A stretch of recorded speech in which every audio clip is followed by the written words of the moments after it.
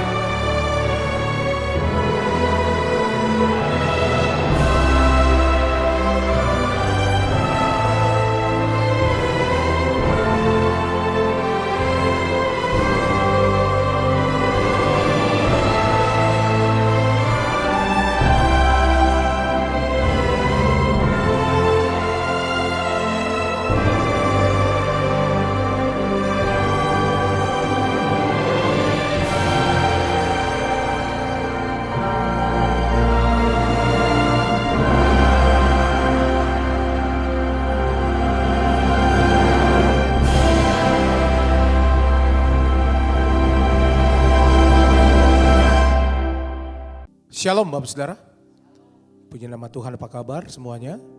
Berjumpa kembali dengan kami pada hari ini di Menara Doa. Kami berterima kasih untuk kesetiaan Bapak Saudara yang selalu mengikuti Menara Doa dengan kami bersama-sama. Dan Bapak Saudara ada di Holy Spirit Room dan juga Bapak Saudara mengikuti secara online. Mari kita siapkan hati, kita datang kepada Tuhan, kita minta biarlah Tuhan hadir, Tuhan melawat kita bersama-sama. Mari kita satukan hati, kita akan berdoa Bapak Saudara. Kami bersyukur untuk anugerah Tuhan dalam kehidupan kami. Kami datang hari ini ya Tuhan, kami sujud merendahkan diri kami di hadapan Tuhan. Biarlah Engkau memberkati kami ya Tuhan Yesus. Kau hadir, Engkau melawat kami. Apapun menjadi doa kami ya Tuhan, kami percaya. Tuhan Engkau dengar, Engkau lawat kami, Engkau jamah kami. Berkati menara doa kami ini ya Tuhan Yesus. Terima kasih Roh Kudus, biarlah Engkau berdaulat atas doa, pujian dan penyembahan kami. Terima kasih Roh Kudus, dalam nama Tuhan Yesus. Haleluya. Mari kita siapkan hati kita Bapak Ibu Saudara. Haleluya. Kekudusan-Mu Bapa, pengorbanan-Mu Yesus, penghiburan-Mu Roh Kudus, membuatku terpesona. Tiada lagi kata, tiada lagi harta, tiada lagi daya selain memuji dan menyembah-Mu. Kekudusan-Mu Bapa, pengorbanan-Mu Yesus, penghiburan-Mu Roh Kudus, membuatku terpesona. Tiada lagi kata, tiada lagi harta, tiada lagi daya selain Mari sembah Dia, haleluya.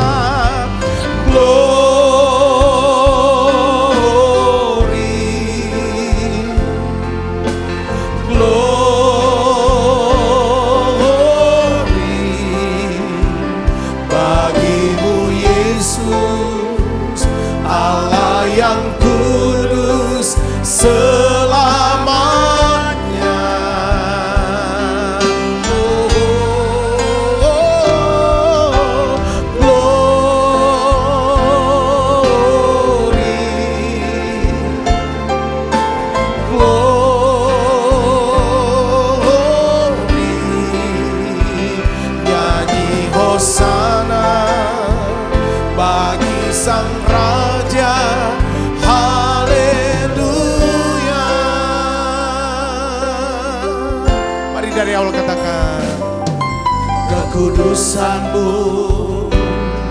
Bapa, pengorbanan-Mu Yesus, penghiburan-Mu Roh Kudus, membuatmu terpesona. Tiada lagi kata, tiada lagi harta, tiada lagi daya selain memuji dan menyembah. Mari angkat tanganmu, sembah Dia.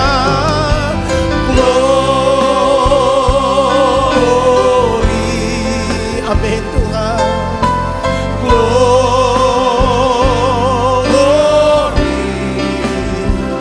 bagi-Mu Yesus, Allah yang kudus selamanya.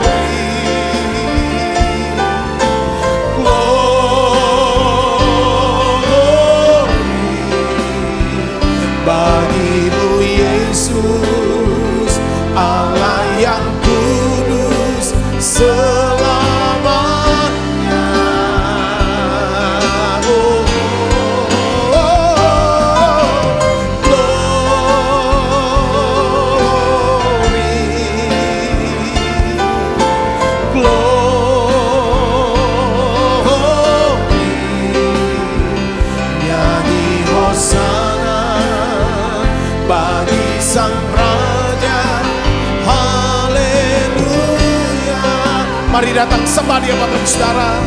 Tuhan, kami datang hari ini. Kami tundukkan hati kami. Kami tundukkan seluruh hidup kami di hadapan Tuhan. Biarlah ya Tuhan Engkau jamah kami. Engkau ubahkan seluruh hidup kami, Roh Kudus. Kami mau hidup bersama-sama dengan Tuhan. Bawa kami, Roh Kudus. Haleluya.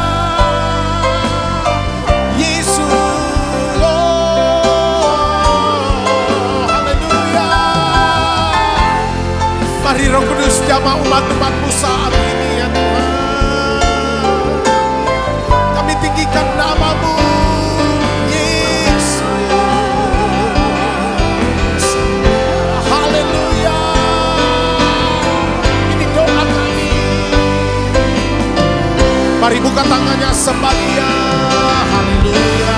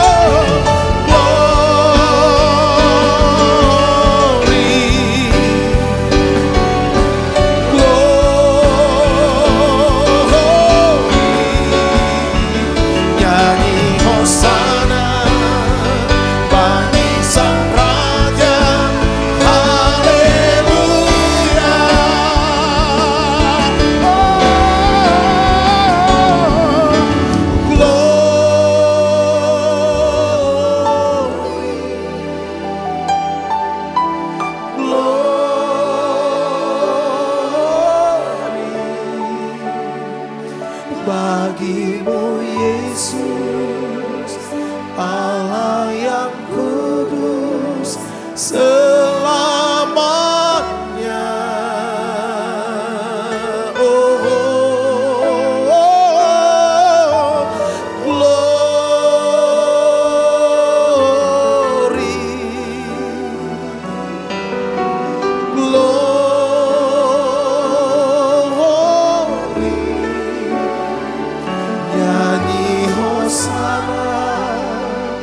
Bagi Sang Raja, haleluya.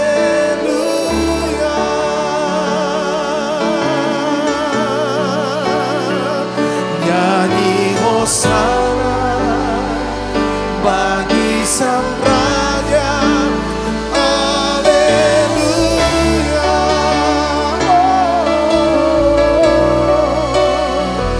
Nyanyi hosana bagi Sang Raja, haleluya.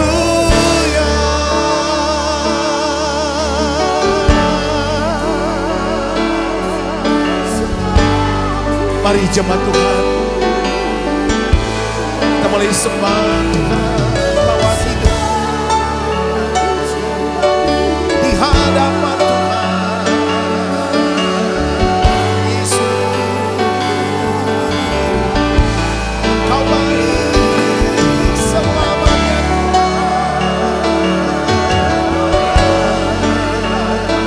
Ajari kami Tuhan, kami hidup di dalam Kau Tuhan. Yesus, biarlah Roh-Mu hidup di dalam kami Tuhan. Jangan ubah-ubah-Mu sekarang. Haleluya.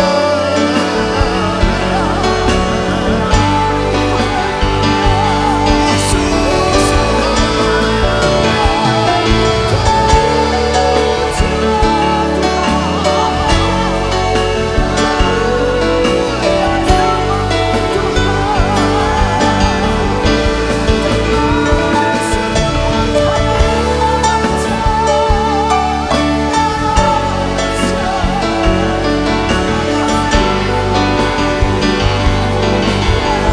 mari Roh-Mu jamah kami Tuhan. Kami hidup karena-Mu Tuhan. Yesus, kekudusan-Mu melingkupi kami Tuhan. Haleluya,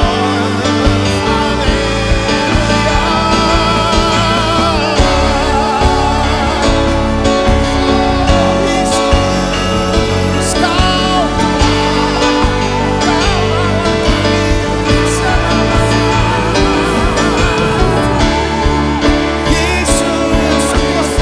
Yesus, kami sembah Kau Tuhan, kami tinggikan nama-Mu.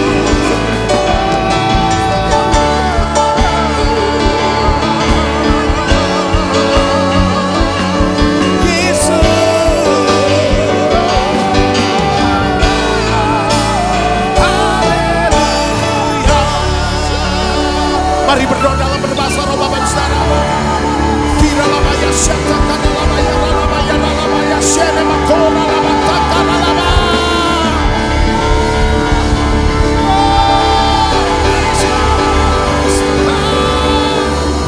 Ora lamaya syata kana lamaya syata kana lamaya.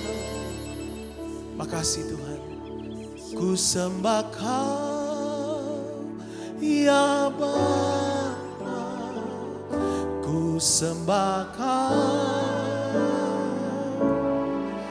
ya Tuhan, ku tinggikan nama-Mu Yesus dalam hidupku selalu. Ku sembah Kau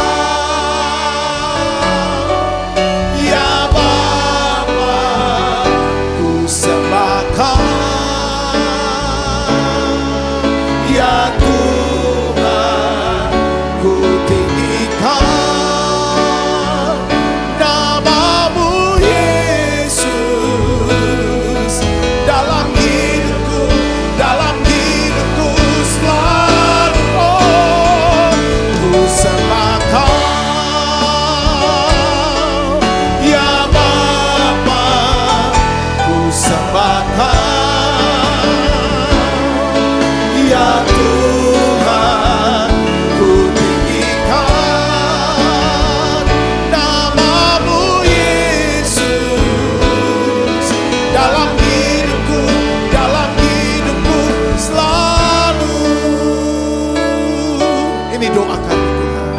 Haleluya.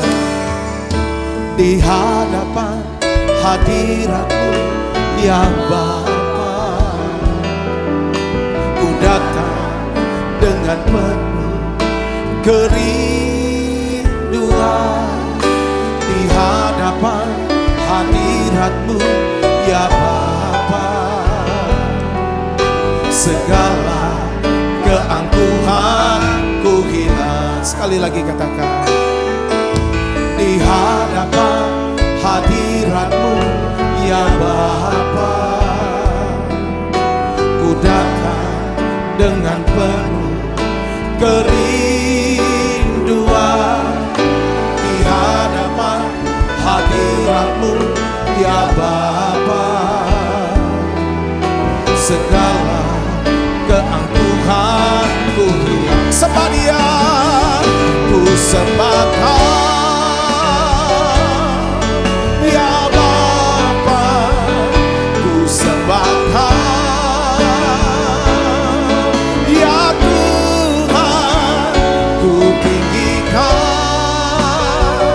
nama-Mu Yesus dalam hidupku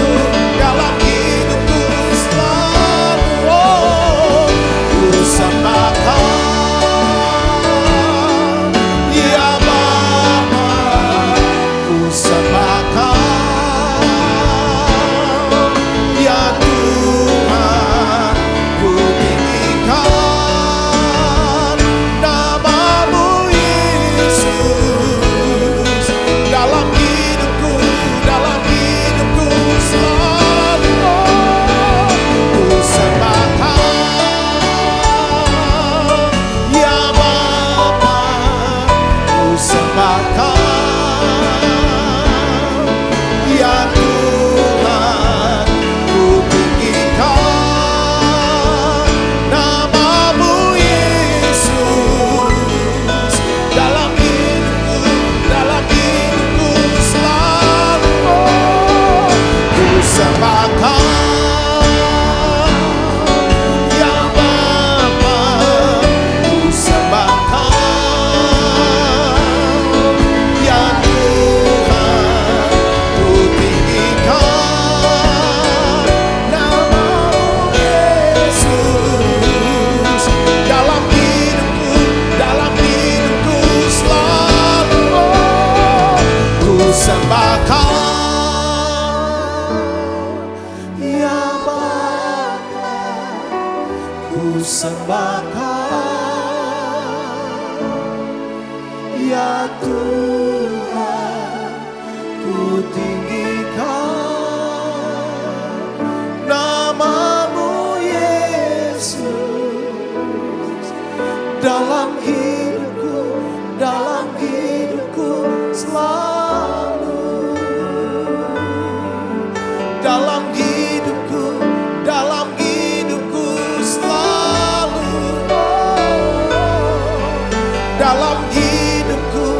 Dalam hidupku selalu.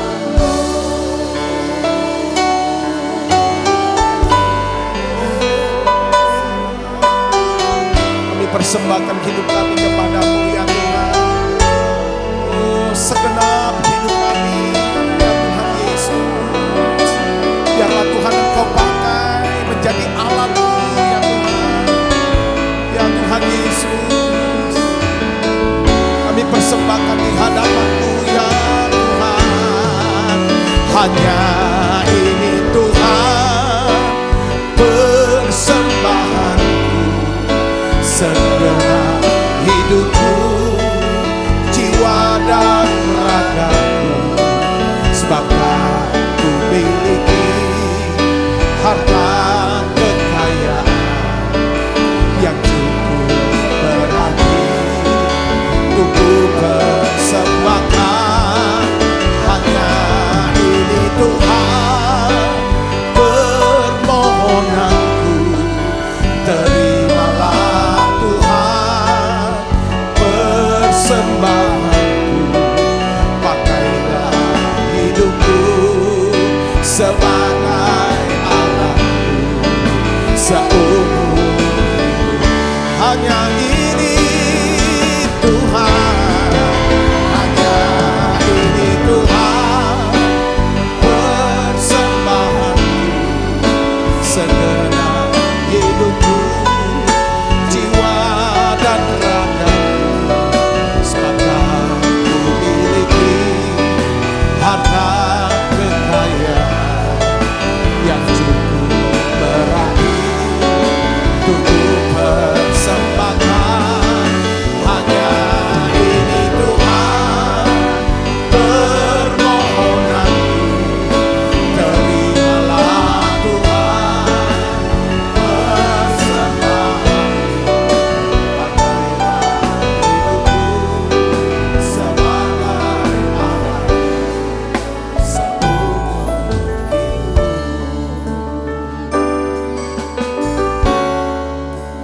Betapa hatiku berterima kasih Yesus, Kau mengasihiku, Kau memilikiku. Sekali lagi katakan, betapa hatiku, betapa hatiku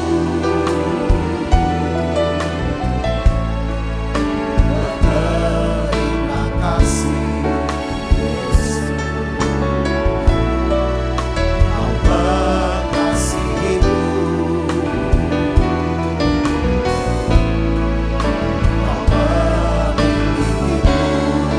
Hanya ini Tuhan, hanya ini Tuhan, persembahanku, segenap hidupku, jiwa dan ragaku, sepakat memiliki harta kekayaan yang cukup berarti untuk persembahkan hanya ini Tuhan, permohonanku, terimalah Tuhan, persembahan pakailah hidupku sebagai alat seumur hidupku.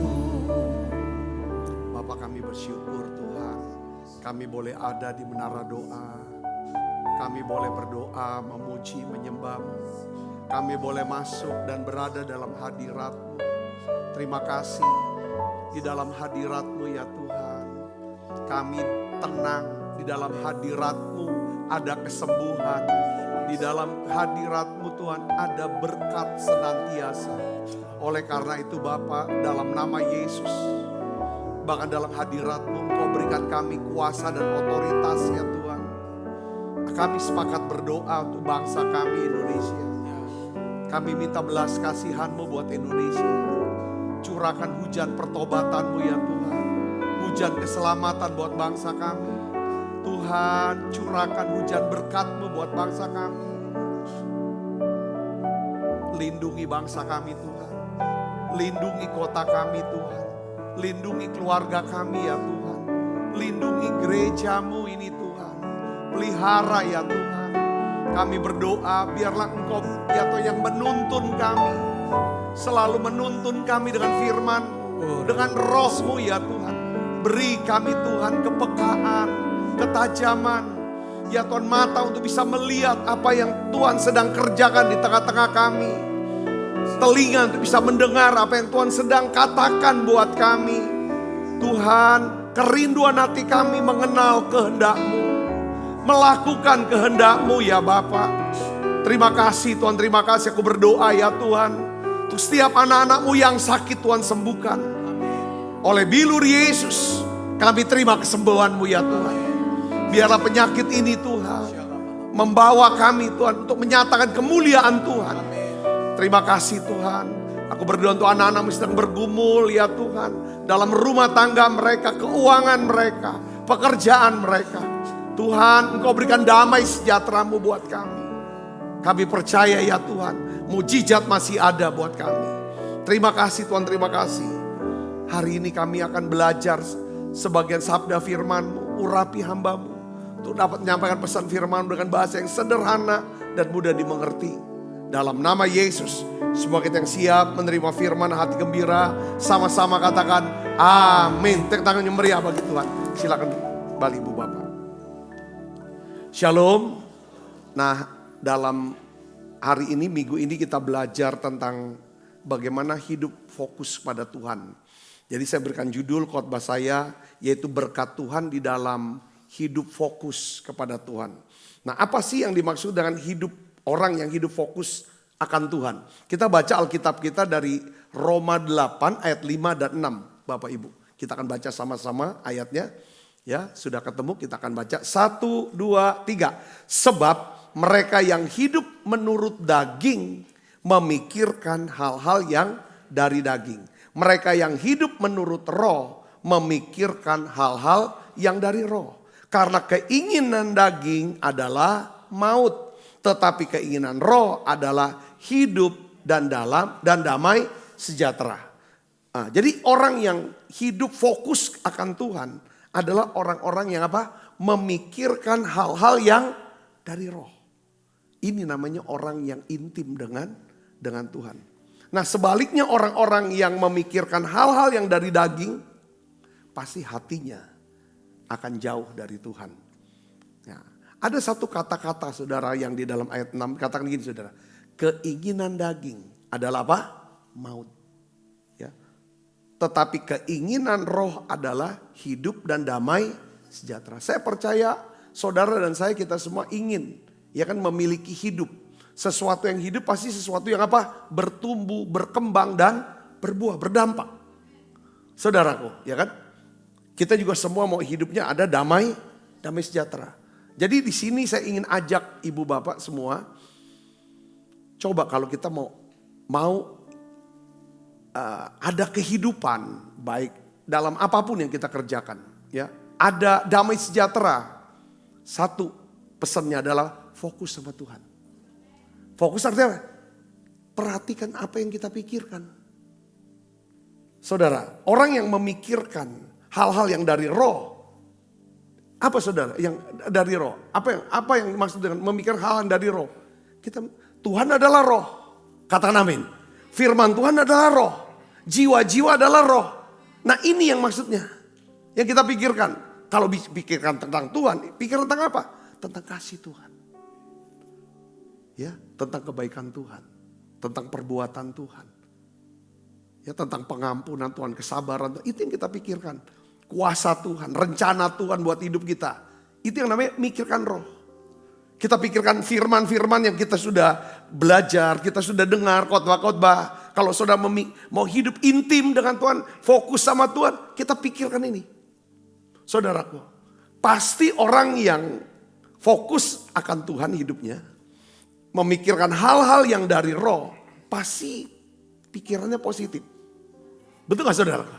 Tapi orang yang berpikir positif belum tentu dia adalah orang yang fokus kepada Tuhan. Belum tentu itu saudara. Tapi orang yang fokus sama Tuhan, yang memikirkan hal yang ada roh, dia pasti pikiran positif.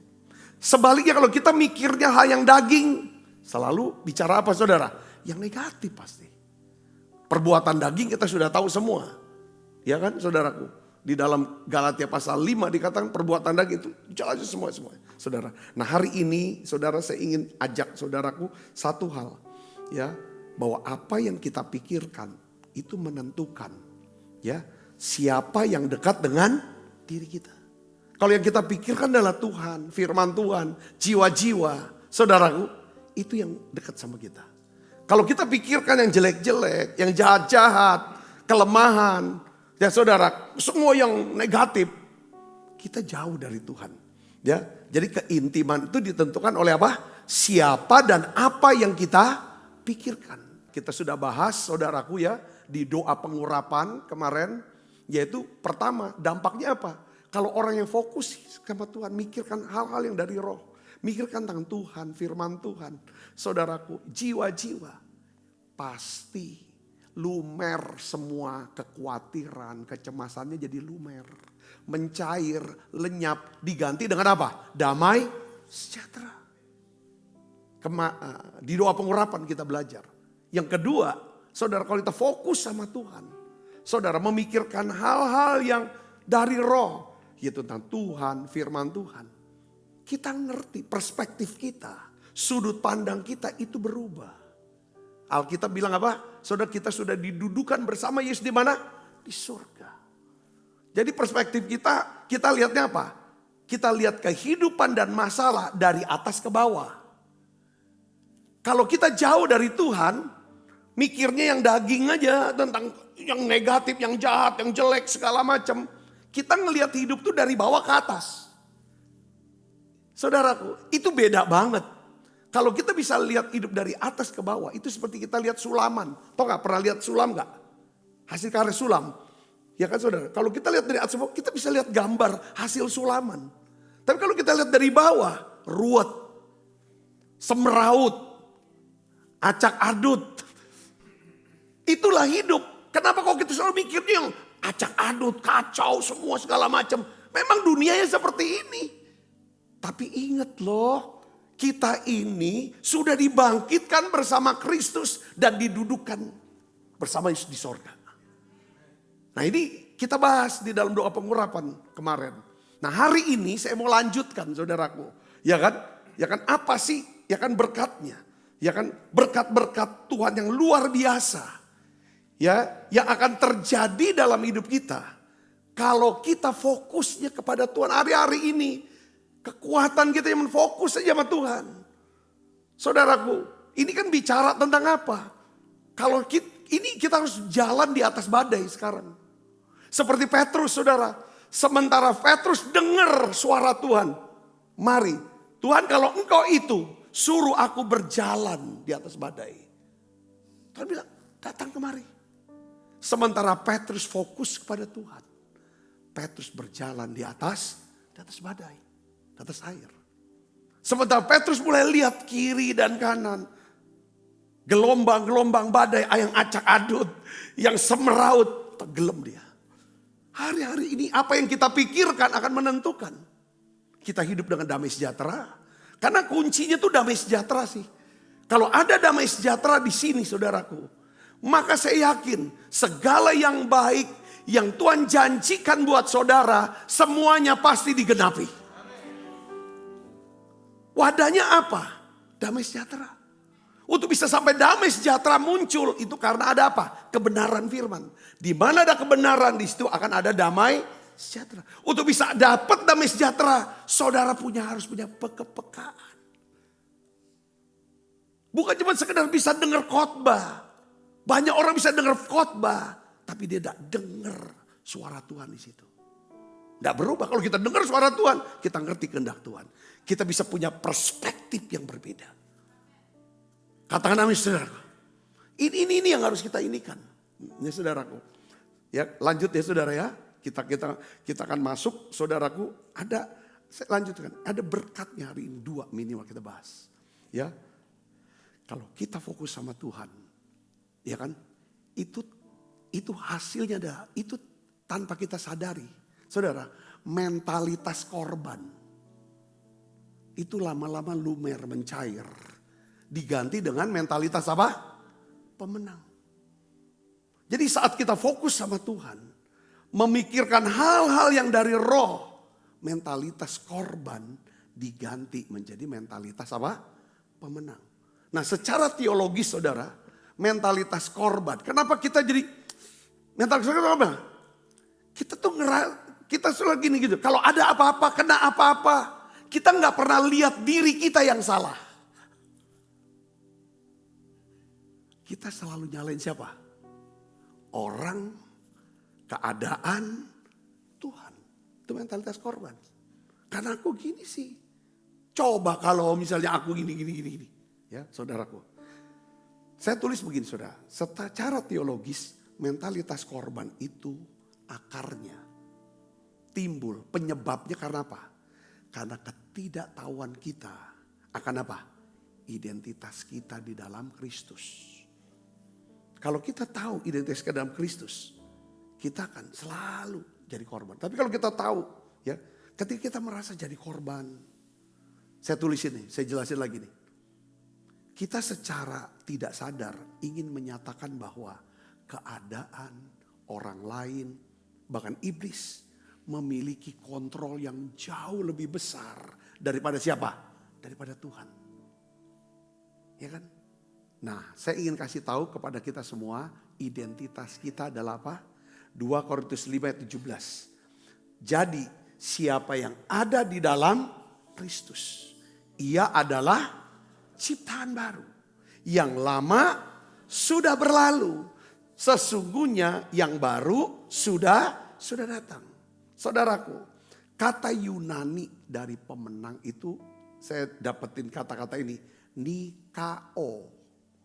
Yang akarnya dari Nike. Di ini kan bahasa lafalin bahasa Inggris apa? Nike. Sepatu Nike itu artinya apa saudara? Menaklukkan, mengungguli, keluar sebagai juara. Makanya ibu-ibu atau bapak-bapak sering namakan anaknya Niko. Saudaraku, kata Niko itu penakluk, pemenang. Saudaraku, dari akar katanya Nikao. Saudara, ya kita punya gembala pembina namanya Niko. Nyoto Raharjo. Puji Tuhan, ya kan? Saya mau kasih tahu gini, identitas kita adalah pemenang. Dasarnya dari apa? Karena Yesus sudah bangkitkan, sudah dibangkitkan bersama Yesus. Mati, saudara disalibkan, mati, dibangkitkan pada hari ketiga. Itu menang. Kita jadi pemenang. Katakan amin. Ya, kita jadi bahkan lebih dari menang. Nah, saya mau ngomong gini sudah. Menjadi pemenang, ya, menjadi pemenang bukan berarti kita nggak pernah gagal, nggak pernah jatuh, nggak pernah disakiti. Sudah ngerti sini, saudara? Amin. Jadi pemenang bukan berarti kita nggak pernah gagal, nggak pernah jatuh, nggak pernah disakiti. Tapi jadi pemenang itu maksud gini, kita menolak untuk apa? Menyerah. Menolak untuk menyerah. Capek, kelihatannya nggak ada harapan. Jadi full timer kayak begini, kayaknya nggak ada harapan nih, udah lama jalanin kayak gini-gini aja, kedepannya nggak tahu, nyerah. Oh jadi karyawan, ya kerja di sini nyerah. Gereja nyerah, nggak ada apa. Kalau saudara ngerti fokus hidupnya sama Tuhan, saya yakin nggak akan pernah nyerah. Saudara nggak akan pernah mau berikan punggung, balik kanan itu, kasih punggung kepada musuh, nggak. Saudaraku. Saya ngerti di sini katakan amin. Akan pernah menyerah. Ya. Yang kedua, seorang pemenang itu bukan cuma tidak menyerah. Tetapi dia tidak membiarkan luka menentukan masa depan dia. Saudara, saya mau kasih tahu saudaraku ya. Kita tuh mungkin tidak bisa memilih apa yang akan terjadi. Kita gak bisa tahu. Orang ngomong apa. Makanya kita tuh harus belajar membebaskan siapapun, apapun, ya kan, terjadi, melakukan apapun, saudaraku, sambil kita ngerti akan identitas kita ini siapa. Karena kita nggak bisa, saudara, memilih apa yang akan terjadi. Orang ngomongin apa tentang kita, orang ambil keputusan apa tentang kita nggak bisa kendalikan. Itu yang bikin kita tuh stres, hidup dalam kekhawatiran, kebingungan, karena kita mau kendalikan semua, kita menjadi pengendali atau jadi Tuhan kasarnya. Biarkan orang ngomong apa, mau buat apa, segala macam terserah. Yang penting kita ini hatinya selalu benar, fokus ke Tuhan. Ya, kita nggak bisa milih apa yang akan terjadi, tapi kita bisa memilih apa? Identitas kita di tengah-tengah situasi. Lebih jelasnya lagi gini, saya ini sering dengerin kalau saya sering dengerin khotbah atau tulisannya Rick Warren, selalu dia ulang-ulang begini saudara. Ya, hidup di dunia ini kekecewaan itu namanya kecewa nggak bisa dihindari. Setuju saudara, katakan amin. Tapi dia bilang gini, jangan sampai kamu simpen kecewa, lalu kecewa berubah jadi busuk, lalu waktu kecewa ngalami pembusukan, maka itu berubah menjadi apa? Kepahitan. Jadi kekecewaan gak bisa dihindari. Makanya saya bilang, orang ngomong apa kita bisa kecewa. Orang buat apa kita bisa kecewa. Tapi kita tidak mau izinkan kecewa nginep di hati kita. Kita bawa ke Tuhan. Karena yang namanya kepahitan itu pilihan. Kalau kita sudah pahit, pasti kita akan mudah ditunggangi oleh iblis. Tuhan gak akan pernah bisa pakai orang-orang yang hidup dalam kepahitan dan kebencian. Tapi buat Tuhan kalau orang itu kecewa, Tuhan gak marah kalau kita kecewa. Tapi kita bawa kecewaan itu ke dia. Minta damai sejahteranya. Makanya mentalitas korban, kita bisa buang itu. Dan kita pakai mentalitas pemenang, itu hanya kalau kita ngerti identitas kita ini. Saya bisa ngerti, katakan amin. Ya kan? Kita tahu diri, tahu batas. Kadang-kadang yang buat kita itu ya hidupnya tuh luka terus. Karena kita gak tahu diri kita. Siapa? Siapa kamu? Kadang-kadang kita mau campurin urusan orang. Atau kita melampaui daripada wewenang kita. Kita mau, betul gak saudara? Lalu gak kesampaian. Tahu diri sama tahu batas. Orang yang ngerti identitasnya, dia tahu diri, tahu batas.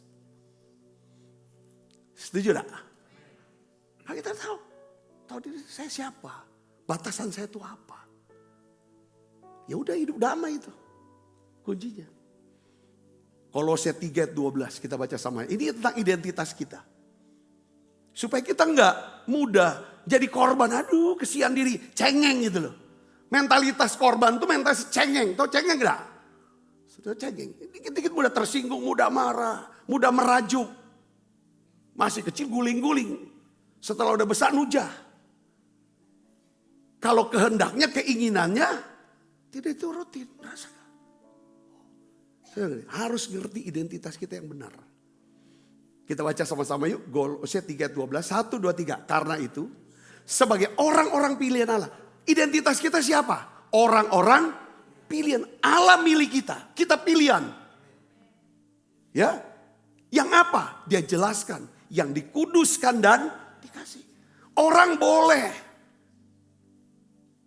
Ya saudaraku, ngomong terus menuduh saudara tentang masa lalu saudara. Tapi kalau saudara punya ngerti tentang identitas di tengah-tengah itu. Saudara gak akan pernah mudah tersakiti. Amin. Gak mudah terlukai. Tahu identitas. Lalu setelah kita udah tahu identitas, apa yang harus kita kenakan? Saudara, belas kasihan. Ini senjata kita, senjata rohani kita. Belas kasihan, kemurahan, kerendahan hati, kelemah lembutan dan ini yang membuat kita mentalitas pemenang. Ya, kalau kita memikirkan hal-hal yang dari roh, fokus pada Tuhan, kita pasti akan mengerti akan identitas kita di dalam Kristus. Maka pola pikir kita itu akan berubah. Dari apa? Self pity. Kasihani, cengeng. Sebagai bahasa sehari cengeng gitu loh. Dari orang yang cengeng menjadi orang yang punya keyakinan kuat akan Tuhan. God confidence. Sudah dapat saya banyak, katakan amin. Mau gak kita ganti mentalitas korban? Kita gak mau cengeng lagi, mau gak? Yang punya mentalitas pemenang. Pertama saudara, kita harus audit omongan kita.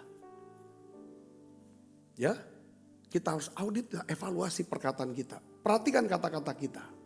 Saudaraku, pada waktu saudara Yusuf ketemu dengan saudara-saudaranya. Dan orang tuanya Yakub sudah meninggal, Israel sudah meninggal. Semua saudara-saudara sujud nyembah bilang jangan dibunuh aku nih. Jangan diapa-apain aku nih. Saudara sini, Yusuf tidak pakai mentalitas korban. Kau inilah nyakit ini. Karena saya cirinya adalah kalau saya pakai mentalitas selalu saya mau nyalain siapapun karena keadaan saya. Tapi kalau misalnya mentalitas pemenang, saya tidak akan salahkan siapapun. Aku ngerti Tuhan turut bekerja. Itu maksudnya. Kata-katanya apa saudara? Memang kamu mereka-reka yang jahat terhadap aku. Tetapi Allah telah merekakan untuk apa? Itu mentalitas apa? Pemenang. Kalau minta korban apa yang cengeng? Gara-gara kamu. Aku jadi begini nih, gitu kan. Nah itu harus kita ganti perkataan kita. Katakan amin. Kita ngomong apa? Nggak adil ini. Aku kan cuma gini. Kenapa selalu aku sih? Yang disuruh, disalahin. Kenapa selalu aku sih yang dimintain? Mereka yang hancurkan hidup aku tuh. Itu namanya perkataan apa? Mentalitas korban. Ganti dengan ucapan apa? Tuhan sedang membentuk saya. Tuhan sedang ajar saya. Tuhan sedang proses saya. Amin? Sudah dapat gak? Yang kedua, yang tadi saya sudah jelasin. Mentalitas pemenang itu selalu mengambil alih tanggung jawab. Memang saya yang salah kok. Maafin saya. Ya seharusnya saya nggak lakukan itu sih sebenarnya. Jadi seorang pemenang mengambil alih tanggung jawab atas apa? Respon dia, reaksi dia. Meskipun ia, ya kan, dia tidak menyalahkan siapapun atau keadaan. Ada tulisannya salah. Ia tidak menyalahkan, ya kan, siapapun atau keadaannya. Yang ketiga,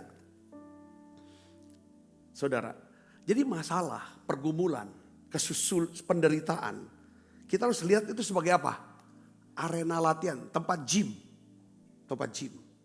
Bukan penjara yang membatasi potensi kita. Katakan amin. Enggak, ini nge-gym, kita lagi nge-gym. Jadi sebenarnya saudaraku ya, kalau saya mau kasih tahu tentang hidup nih, ya tentang mentalitas. Kalau saudara lihat barbel ya, seberat 15 kilo. Untuk aderai itu mah pakai kelingking juga bisa angkat. Betul gak? Tapi buat kita, waduh belum tentu terangkat itu.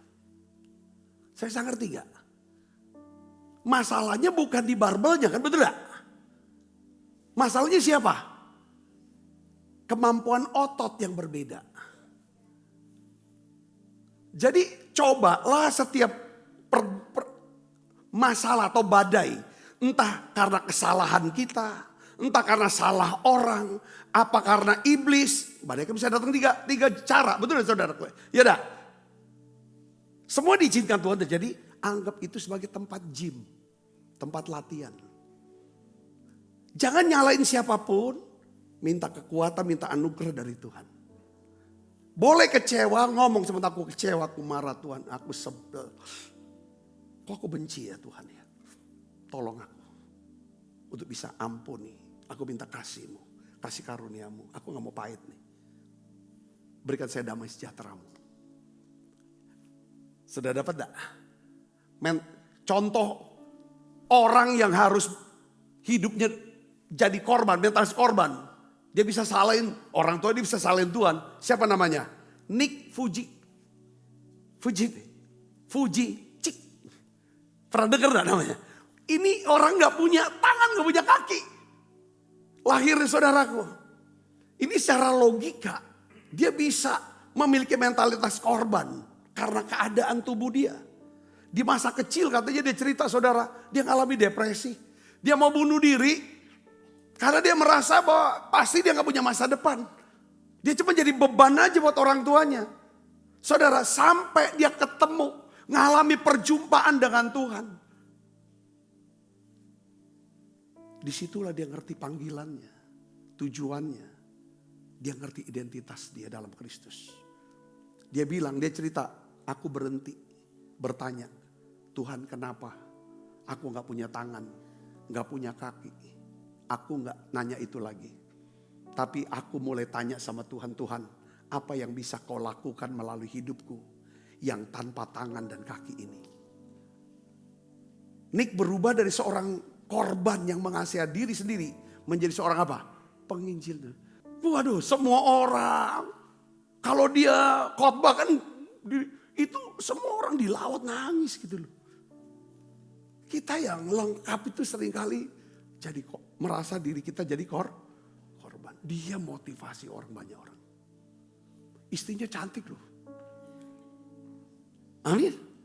Iya, kadang-kadang jangan, kalau udah beres sama identitas, itu aman ke depannya. Dia gak cari, aduh kadang aku gak punya tangan, aku cari juga yang buntung deh atau buta lah. Enggak, dia targetnya tinggi banget. Cantik banget tidak? Anaknya normal. Nah itu saudaraku. Ya dah, kadang nih kita nih karena identitas kita ini gak beres. Alah, aku gak mau ngayal-ngayal lah. Dia bilang gitu kan. Aku udah buta, aku cari yang tuli baik lah. Jangan saudaraku. Amin. Saudara mau fokus sama Tuhan. Pikiran kita ini penting. Pikirin Tuhan, firman Tuhan, kebaikan Tuhan. Lalu hati kita melimpah dengan apa? Syukur. Maka dampaknya mentalitas ini bisa hilang. Yang kedua adalah, yang hari ini saya mau bahas adalah, kalau kita memikirkan hal-hal yang dari roh, fokus hidup kita, ya kan kepada Tuhan, maka kita akan mengerti posisi, tadi identitas, sekarang posisi kita sebagai ahli waris kerajaan Allah. Yang kedua, kita akan hidup dalam apa? Kuasa dan otoritas. Pertama, kalau saya terfokus, saya tahu identitas saya ini siapa. Udah aman. Saya berkali-kali ngomong di pertemuan terbatas sama para full timer, sama para gembala, kasih tahu anak kamu identitasnya, dia anak hamba Tuhan. Kalau tahu dia anak hamba Tuhan, dia harus tahu bagaimana cara berpikir, cara ngomong, ambil keputusan, dan apa kelakuan yang harus dipertontonkan. Kalau anak dikasih tahu tentang identitas dia, kamu anak Tuhan. Nah, Bu Andi tuh sering ngomong sama, kalau ngumpul kita pergi bareng, saya ngomongin sama anak-anak, sama kita semua, ingat ya kan, kita ini anak Tuhan. Dia ngomong, bapakmu hamba Tuhan. Jangan bikin malu Tuhan, jangan bikin malu keluarga, jangan bikin malu gereja. Jangan bikin malu orang-orang yang sedang bersama-sama dengan kita. Karena kelakuan kita, karena keputusan kita. Soalnya ngomong, jadi dengan itu tuh kuat bicaranya. Katakan amin, identitas. Yang kedua, kalau kita udah tahu identitas, kita udah tahu posisi kita. Ngerti saudara? Kalau sudah tahu posisi, itu yang membuat kita juga tahu bagaimana kita harus berlaku. Saudaraku, kita tahu hak kita tuh apa. Kalau kita udah tahu posisi kita, katakan amin. Ya kan, kita udah tahu hak kita. Nah, saya mau kasih tahu saudaraku, apa hak kita, apa warisan kita sebagai anak Allah yang kita tahu posisi kita ini. Lukas 19 kita baca sama-sama. 1, 2, 3. Sesungguhnya aku telah memberikan kuasa. Saya indikan pakai bahasa Yunani supaya ada perbedaan antara dunamis dengan exousia. Nah, nanti kita kepada kamu untuk apa? Menginjak ular dan kalajengking, kuasa untuk menahan kekuatan musuh, sehingga tidak ada yang akan membahayakan kamu. Saudara bisa bedakan di sini ya. Ada kata dunamis, kita tahu itu namanya kekuatan atau tenaga. Tetapi kamu akan menerima kuasa atau tenaga yang tanpa batas. Kalau Roh Kudus turun atas kamu. Tapi juga Tuhan di bagian yang lain, dia tidak hanya memberikan kita tenaga, tapi dia berikan juga otoritas. Otoritas itu melampaui tenaga. Beda, contoh misalnya gini saudara. Dia kan katakan ini, aku akan berikan kamu exousia, ini otoritas. Bukan tenaga, bukan kekuatan. Maksudnya apa saudara? Dia bilang, nginjak ular dan kalajengking. Kuasa untuk menahan kekuatan musuh. Nahan kekuatan musuh. Kekuatan musuh sama kita. Musuh tuh jauh lebih hebat dari kita. Tapi kita bisa punya kekuatan karena ada apa? Exousia, otoritas. Seperti seorang polisi, saudara. Dia pakai baju polisi, dia pakai topi polisi. Saudara, dia tahan tronton. Yang beratnya sekian puluh ton. Stop pakai tangan dia. Itu namanya exousia, otoritas. Sebagai polisi. Tapi aderai, saudara. Dia bisa angkat sekian, barbel sekian. Itu namanya dunamis. Saya sudah tahu poinnya sini, ngerti? Katakan amin. Nah, jadi saudaraku, kalau kita hidupnya fokus sama Tuhan. Tuhan bilang gini saudara, itu ada otoritas. Selain kekuatan, Kenapa kita nggak cengeng? Karena ada dunamis, ada kekuatan. Kata amin. Nah, dunamis dihasil keintiman dengan Roh Kudus. Dia akan berikan kekuatan yang baru. Dunamis. Ya kan, kekuatan untuk bisa yang di dalam nih, dunamis ini bekerja di dalam. Untuk apa saudara?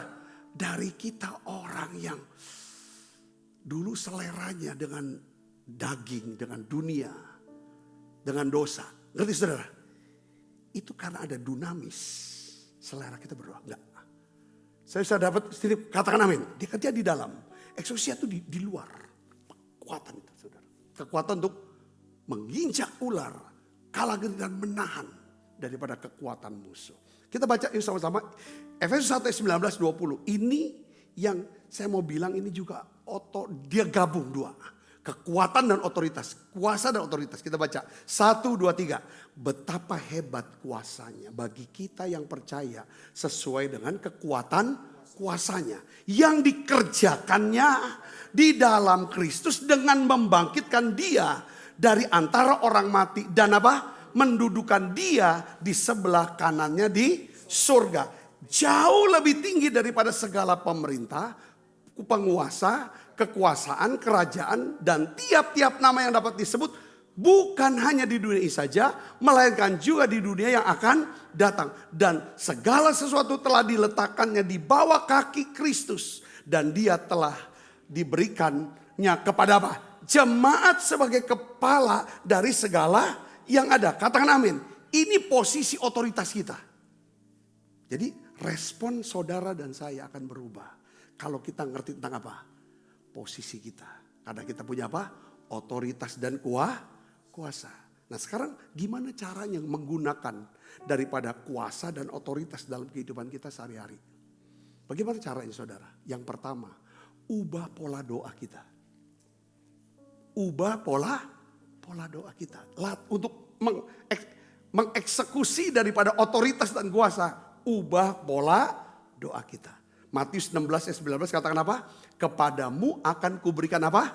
Kunci kerajaan sorga. Ini otoritas.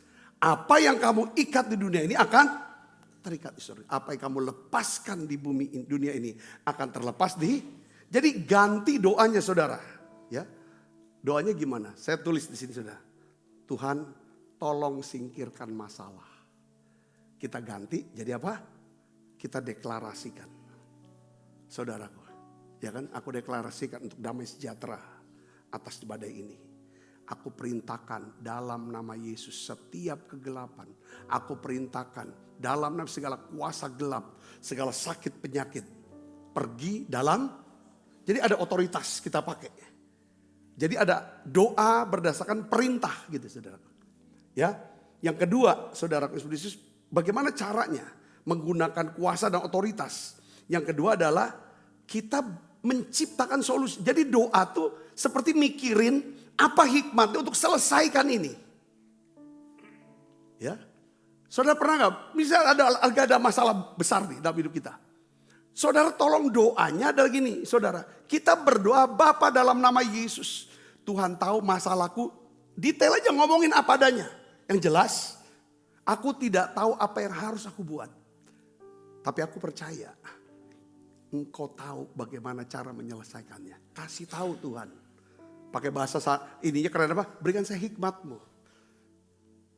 Tadi kan kita udah pakai kuasa. Usir nama Yesus. Kan udah kan kita tengging itu. Kita perintahkan. Sekarang kita minta hikmatnya. Kita butuh apa? Kuasa dan hikmat Tuhan. Nah itu waktu kita mau mengeksekusi itu. Kita omong sama Tuhan. Yeremia 3:33 di dasar firman-Nya. Berserulah kepadaku. Maka aku akan menjawab engkau. Dan akan memberitahukan kepadamu apa? Hal-hal yang besar dan yang tidak terpahami. Katakan amin. Saya mau saksi saudara. Ini bagus sekali saksiannya. Jadi pada waktu anak kami Joel itu nanti bulan Mei 2026 ini, 2 bulan lagi. Itu ada mission trip ke Uzbekistan. Azerbaijan, itu daerah situ lah saudaraku. Ya kita doakan, kita doa minta. Karena di dalam tuh tiba-tiba kok rasanya gak damai maminya. Mami gak damai gitu loh. Saya juga, kalau saya Ya kalau memang itu tugasnya, saya awalnya iyalah, kita doakan. Setelah kita mulai doakan, saya terus tanya sama dia, kamu doa juga Joel, kamu doa. Apa Tuhan suruh kamu pergi ke Uzbekistan itu? Untuk mission trip. Karena dia misalnya kelompok, misalkan anak-anak orang Robert University itu saudara tiap tahunnya tuh dia dikirim mission trip. Dibayarin dari universitasnya tapi nanti universitas cari dana. Dibayarin. Saya berpikir Uzbekistan, kita kayak pas lama didoain rasanya nggak dapet. Lalu akhirnya saudara Joel ngomong sama saya, kayaknya aku nggak pergi kali ya. Kenapa kamu nggak pergi?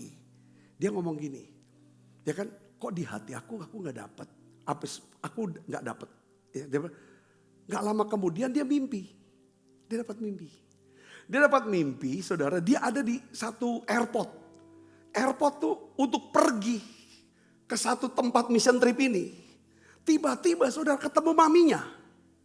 Aku lihat mami. Dia bilang, aku lihat mami. Mami bilang, Well, sini Well, ikut mami aja. Langsung aku batalkan naik pesawat tuh, aku ikut mami. Dia bilang gitu. Jadi dari situlah dia telepon kami. Mami, aku batal.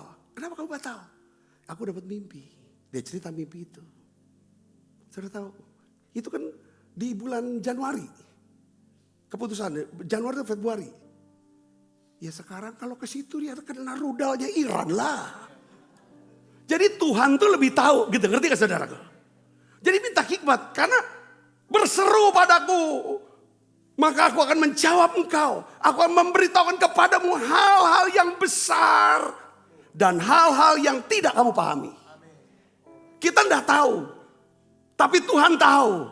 Makanya kalau doa tuh harus ada sahabat kali ada maksud. Ada maksud. Maksudnya apa? Aku minta hikmatmu Tuhan. Untuk bisa ngerti cara jalannya gimana. Kita ini doa banyak ya. Seperti Tuhan tuh jadi tukang sulap. Aku lagi ada masalah ini. Masalah keuangan. Cepatlah besok aku lihat duit. Amin tapi duit datang. Bukan itu. Tunjukin jalanku tuh apa. Gimana. Saya masalah apapun dalam hidup kita. Atau rencana apapun. Jangan langsung gas. Zaman sekarang.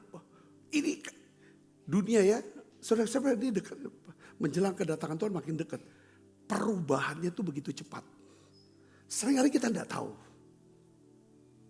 Makanya saya berpikir ya. Kenapa kok khotbah saya hari-hari ini tentang identitas. Tentang posisi. Tentang otoritas. Yang semuanya harus apa saudara? Ada di dalam basicnya apa? Keintiman dengan Tuhan. Keintiman dengan Tuhan. Kata hidup kudus itu bukan kita nggak lakukan A, B, C, D. Hidup kudus itu kita memikirkan hal-hal yang dari roh. Kalau kita pikirkan hal yang dari roh, otomatis pikiran kita bersih. Hati kita bersih. Perkataan kita bersih, keputusan kita juga bersih. Nama Tuhan dipermuliakan. Kalau udah pikirannya yang enggak. Makanya otomatis dijaga. Apa yang kita lihat, apa yang kita dengar, jangan sampai mencemarkan. Kapan terjadi pencemaran? Sukacita hilang, damai sejahtera hilang. Kapan itu hilangnya? Pada waktu daging masuk. Kata amin. Daging itu apa sih? Mau kita baca tentang daging. Yuk kita baca deh. Galatia pasal 5 ayat 19. Galatia 5 ayat 19 kita baca sama-sama yuk tentang daging. Nanti dengan roh. 1, 2, 3. Perbuatan daging telah nyata. Yaitu percabulan, kecemaran, hawa nafsu, penyembahan berhala, sihir, perseteruan, perselisihan, iri hati, amarah, kepentingan diri sendiri, percideraan, roh pemecah, kedengkian, kemabukan, pesta pora, dan sebagainya. Terhadap semuanya itu kuperingatkan kamu seperti yang telah kubuat dahulu. Bahwa barang siapa melakukan hal yang demikian, ia tidak akan mendapat bagian dalam apa? Kerajaan Allah. Ayat 22, tetapi buah roh ialah kasih, sukacita, damai sejahtera, kesabaran, kemurahan, kebaikan, kesetiaan, kelemah lembutan, penguasaan diri, Tidak ada hukum yang menentang hal itu. Katakan amin. Nah ini saudara. Ya, coba kita mulai, kita berdoa. Ya. Yang ketiga, yang terakhir. Bagaimana caranya kita bisa mengeksekusi otoritas dan kuasa. Gunakan pedang roh. Gunakan pedang roh. Pedang roh itu apa? Firman Tuhan yang ada dalam mulut. Makanya kalau kita suka mikirin firman, mulut kita tuh punya kuasa. Firman itu punya otoritas jadi. Kalau ini mikirnya yang lain, gak ada firman, baru kita pas mau doa baru ngomong firman, itu yang gak ada kuasa. Perlu firman segala macam tuh mengendap sampai ke dalam pikiran bawah sadar tuh, lubuk hati. Ya, pakai itu. Jadi perkatakan firman secara spesifik atas situasi saudara. Misalnya saudara sakit nih, ya, perkatakan firman kesembuhan. Oleh bilur Yesus saya telah disembuhkan. Katakan amin saudara. Penyakit ini tidak akan bawa kematian, tapi untuk menyatakan kemuliaan Allah. Percaya itu, terima kesembuhannya saudaraku. Ya. Yang berikutnya adalah kalau kita mengalami kekurangan misalnya. Perkatakan, ya kan? Tuhan adalah gembalaku, takkan kekurangan aku. Allahku akan mencukupi, memenuhi segala keperluanku. Menurut kekayaan dan kemuliaan dalam nama Yesus. Jadi otoritas rohani, kata Watchmeni ngomong gini saudara. Otoritas rohani bukan sesuatu yang harus kita perjuangkan untuk kita dapatin. Bukan. Otoritas itu sudah diberikan kepada kita waktu kita percaya Tuhan. Katakan amin. Dia seperti seorang tentara. Saudara, gak perlu berjuang untuk dapat senjata. Waktu dia diterima jadi tentara, lulus jadi tentara, dia langsung dapat senjata itu. Saudara bisa ngerti, katakan amin. Dapat seragam itu, dapat segala otoritas itu semuanya. Ya saudara, pastikan identitas dan posisi. Amin saudaraku. Ya kita belajar, kita bangkit berdiri yuk. Kasih-Mu, Kasih-Mu layakkan seluruh hidupku. Mampukan ku melakukan yang Kau inginkan. Tak bisa ku terlepas, Kau menggenggam tanganku. Ingin lebih mengenal pribadi-Mu. Ku terhubung denganmu, selalu melekati hatimu. Firman-Mu itulah dasar hidupku yang berdaulat atasku. Kita makan perjamuan kudus saudaraku. Ambil keputusan hari ini. Biar kita fokus. Hidup fokus ke Tuhan. Kita mau hidup menikmati segala berkat dan makarios. Ketika fokus sama Tuhan, kita akan dapatkan hidup dan damai sejahtera. Bapakku berdoa dalam nama Yesus. Ajar kami Tuhan untuk bisa melatih pikiran kami. Untuk memikirkan hal-hal yang dari Tuhan, dari roh. Firman-Mu, kasih-Mu, kebaikan-Mu, perbuatan-Mu. Dan memikirkan jiwa-jiwa ya Tuhan. Terima kasih Tuhan untuk firman-Mu, Kau ajar kami. Sering kami tidak tahu akan identitas kami di dalam Tuhan. Tuhan pilih kami, Engkau yang sudah kuduskan. Engkau yang mengasihi kami. Kami sudah jadi ciptaan baru. Seringkali kami punya mentalitas korban, cengeng. Sehingga kami selalu menyalahkan orang, keadaan. Bahkan sering menyalahkan Tuhan. Hari ini kami mau ambil keputusan. Mau pakai menjadi mentalitas pemenang. Tuhan terima kasih untuk pengajaran-Mu hari ini. Turunkan berkat-Mu ya Tuhan. Kami hujan pertobatan Tuhan berikan buat kami. Sebab apa yang telah kuteruskan kepadamu telah kuterima dari Tuhan. Yaitu buat Tuhan Yesus pada malam waktu Ia serahkan mengambil roti. Dan sudah itu Ia mengucap syukur atasnya. Ia memecah-mecahkannya dan berkata, inilah tubuhku yang diserahkan bagi kamu. Perbuatlah ini menjadi peringatan anak-anak saudaraku. Bukankah roti tangan kita ada persoalan kita dengan tubuh Kristus? Mari kita makan dalam.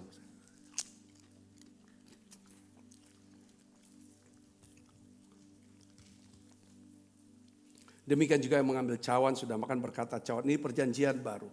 Yang dimeteraikan adalah darahku, perbuatlah ini setiap kali kamu meminumnya menjadi peringatan akan aku. Saudaraku, bukan cawan perjanjian ini. Yang atasnya kita ucapkan syukur ada persoalan kita dengan darah Kristus. Mari minum dalam nama Yesus. Terima kasih Tuhan. Terima kasih untuk anugerah-Mu. Haleluya. Terima kasih Yesusku, terima kasih Yesusku. Puji syukur hanya bagi Tuhanku. Terima kasih Yesusku, terima kasih Yesusku. Puji syukur hanya bagi Tuhanku. Terima kasih Yesus, terima kasih Yesus. Puji syukur hanya bagi Tuhanku. Terima kasih Yesusku, terima kasih Yesusku. Puji syukur hanya bagi Tuhanku. Puji syukur hanya bagi Tuhanku. Haleluya. Puji syukur hanya bagi Tuhanku. Kekasih Kristus, terimalah berkat yang berlimpah-limpah daripada Allah Bapa. Di dalam anaknya yang Tuhan kita Yesus Kristus. Persetujuan yang manis para Roh Kudus menyertai kita semua mulai saat ini. Sampai datang menjemput permainan dan sampai selama-lamanya. Semua kita percaya berkati sama-sama katakan amin. Tuhan berkati saudara semuanya.